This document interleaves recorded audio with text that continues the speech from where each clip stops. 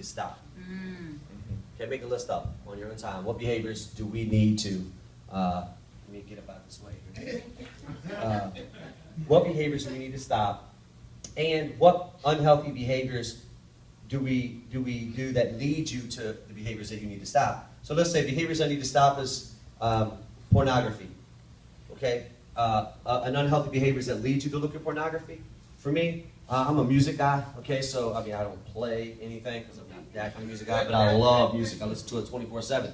I go to a lot of rap websites and hip hop sites and just learn and all kinds of stuff. Problem with going there is there's a lot of half-naked women on them sites, which then leads you to pornography. So that's an example.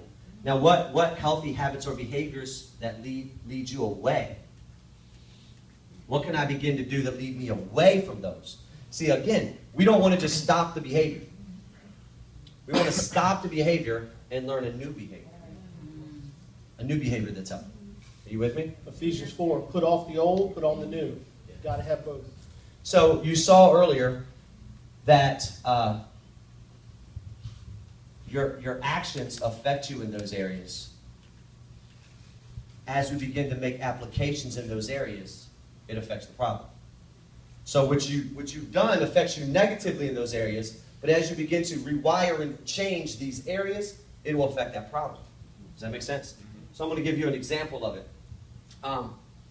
Where I told you I got sometimes charismatic, I say the charismatic, sometimes some of the people are a little weird. Okay? There was this lady in my church, I love her to death, but she said every morning she would get up and she would put on the armor of God. And she really got dressed twice. And I was like, that's just weird. Like, I get the armor of God, I think we should put it on. But to actually fake get dressed, I'm not. She was putting on her boots, tied her belt, and I'm like, I don't see what you're doing. So, while I was on my porch,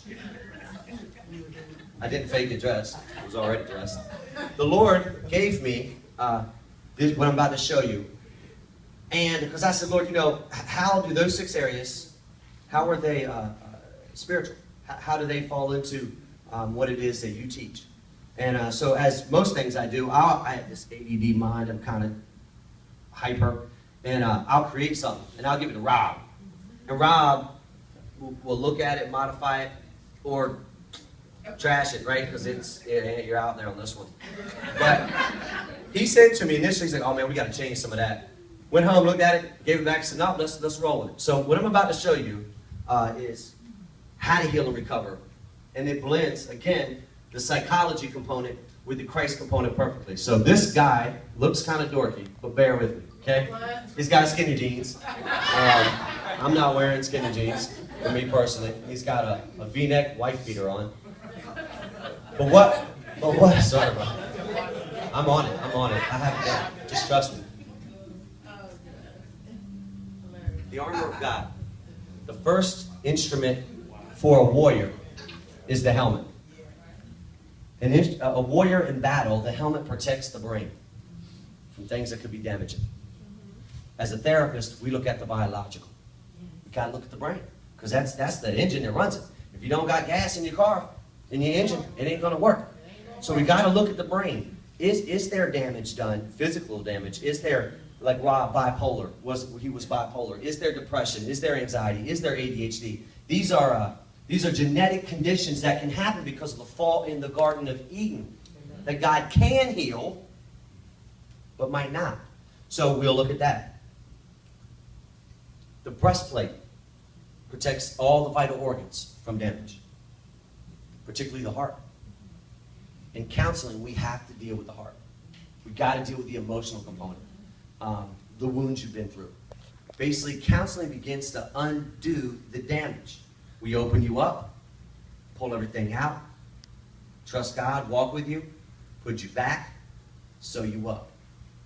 So counseling, and a host of other things to do with the counseling, from journaling to a lot of stuff, help deal with the emotion.